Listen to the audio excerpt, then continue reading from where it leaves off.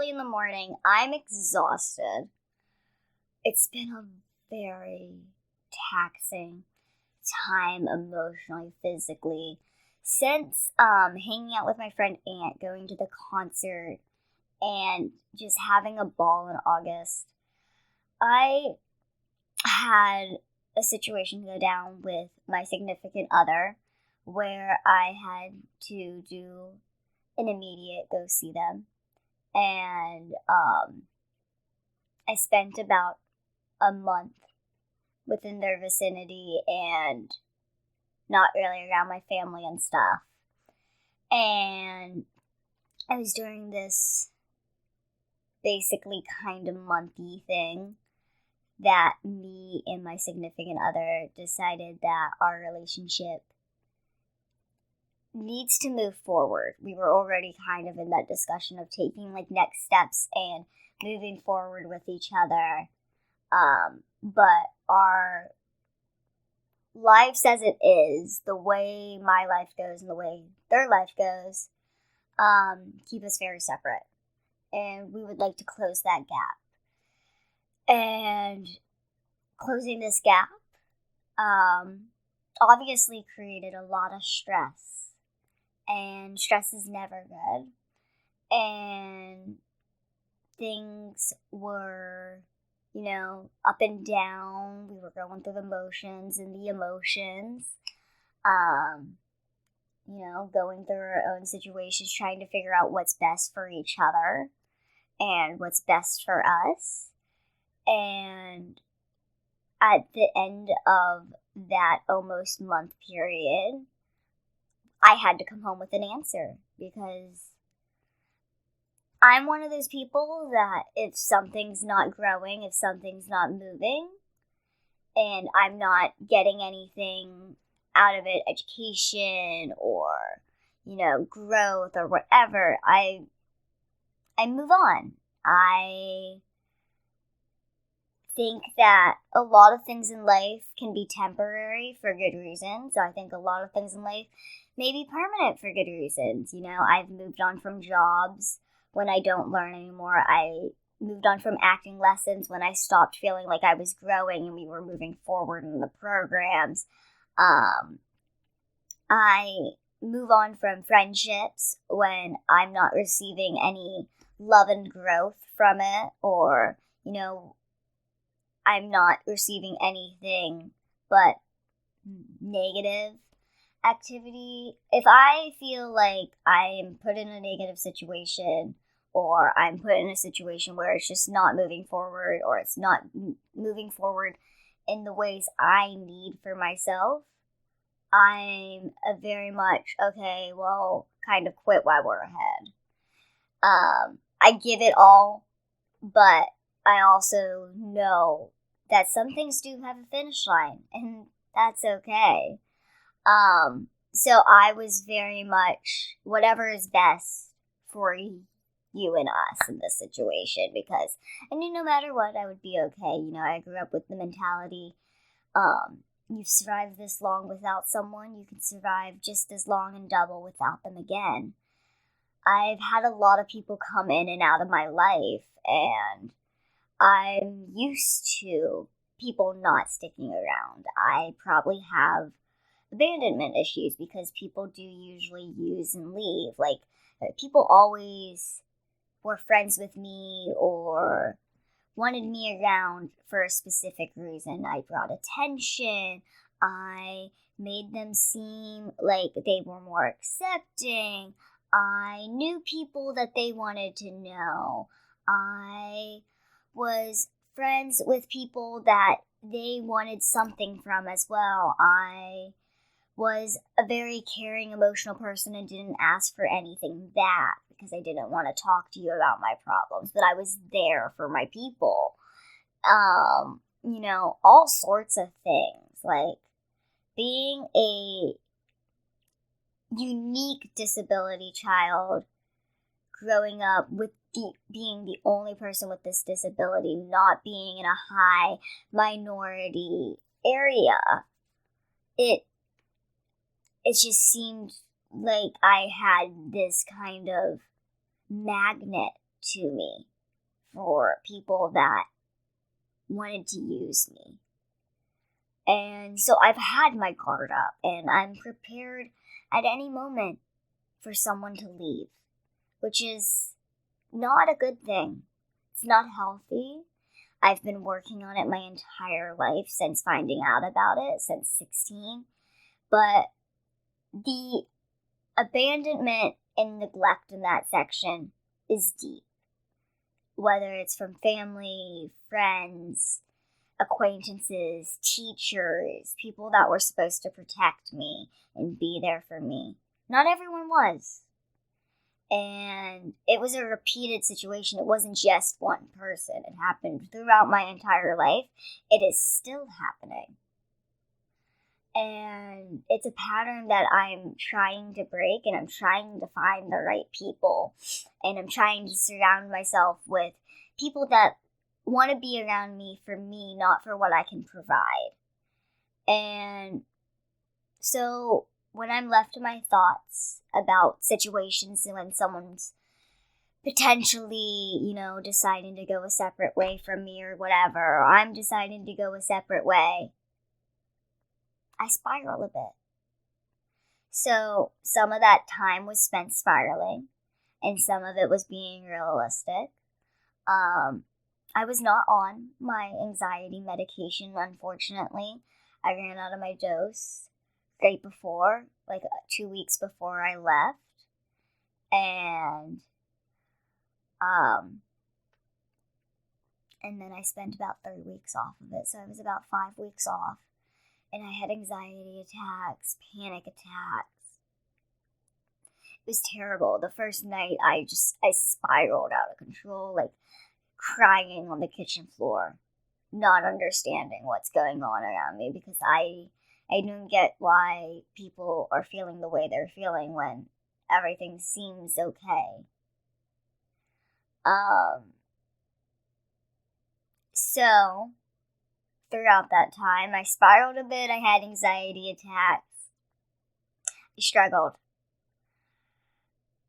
But my significant other and I ultimately came to the decision that we do want to still be together. We want to work through this little bump we're going through. We've been together a couple years. It's going to happen, and we need to close this gap. This being away from each other so often is causing friction that is unnecessary. So we've decided to close the gap permanently, and that means that I'm moving in with them, and they're moving in with me, and that I'm moving out, which is so weird.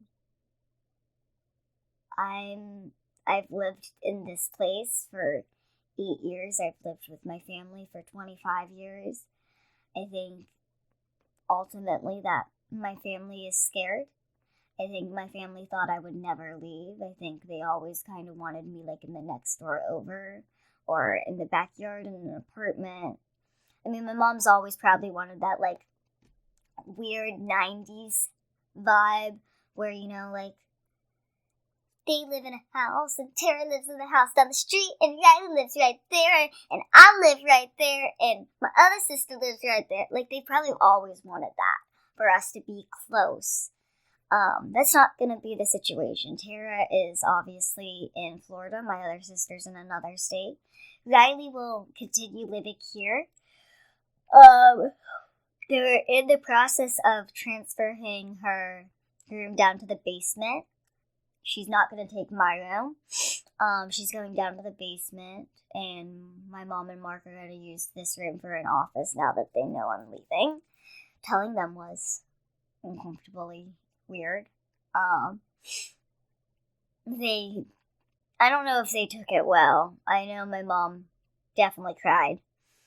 I don't know if Mark's happy. I mean, he's been telling me that I should do this for a bit, that it would be easier for us to manage our lives.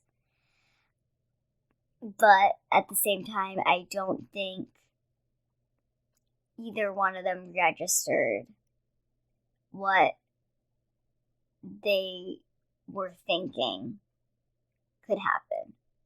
Because where I'm moving is not a quick hop down the road. It's hours away. We have to move to a place that we can financially survive. And Long Island isn't it. At least not for us now. And honestly, I didn't want to be on Long Island that long either. I'm more of a New York City person, and where we're living, or where we will be living, will allow us to have a manageable income and save money and take care of Sahara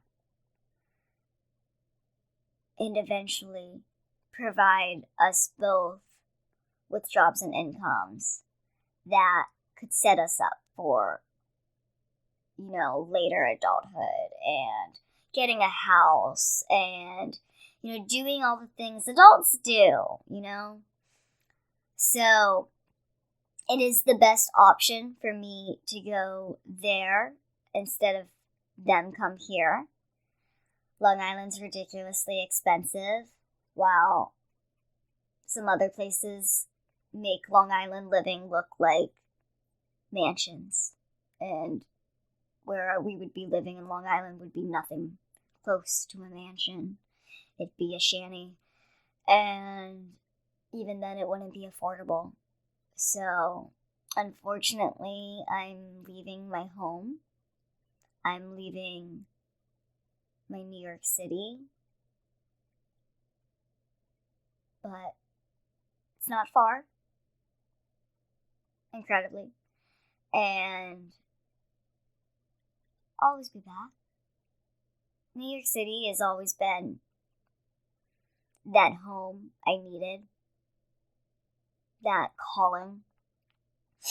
But at the same time, there's other places that have that same vibe, and you never know where we'll end up. We could come back and actually be prepared for this place, because moving here from PA was a difficult move, but at the same time, we've never been able to make New York money. In New York.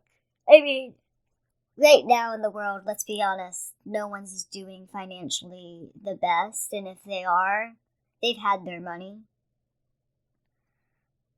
And we all live, most of the population lives paycheck to paycheck. And we need to take care of each other, and right now we're in a recession. There's a lot going on in the world. And I need to take care of myself. I can't continue living here and say that it's not hard. New York is going up day by day. Gas is getting ridiculous. Eggs are getting ridiculous. Rent, housing is unbelievable. I mean, I'd hate to see Cali. But, I mean, I feel terrible because I know so many people whose landlords are just ruining them. I get we're in a terrible place in the world, but depriving the people that are working so hard for it is not the right answer. And until that solution is kind of found, or we adjust what's going on, it's not affordable here and potentially anywhere. Which sucks. Because we're all just trying to live. And the world's making it impossible. But hopefully it'll be more possible where I'm going. And hopefully my relationship will be happy. I'm so tired. It's been so long. I just flew home and stuff. It's been ridiculous. I'm a little scared. I'm a little worried. But I really gotta get packing. because I don't have long. My significant other's current lease is up.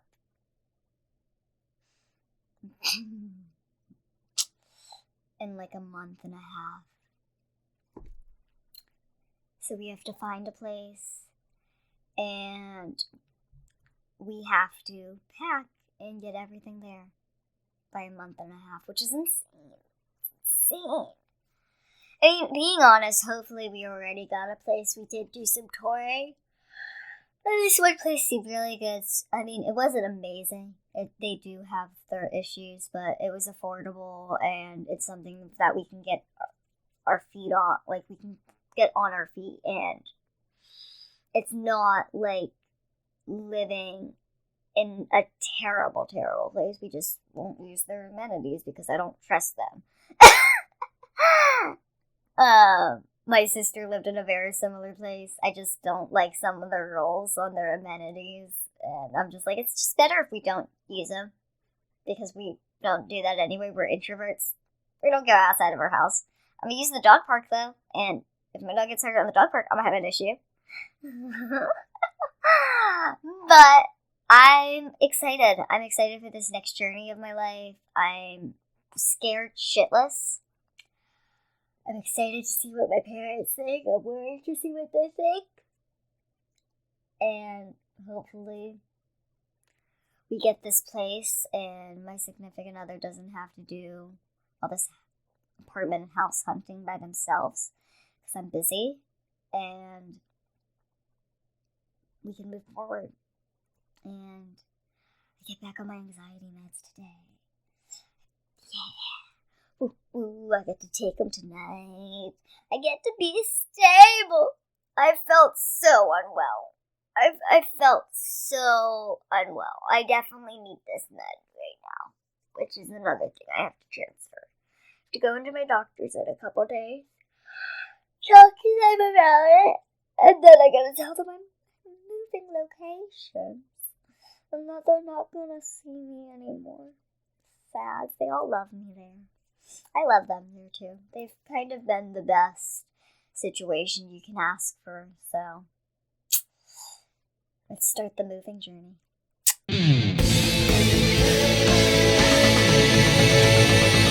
It's Shauna.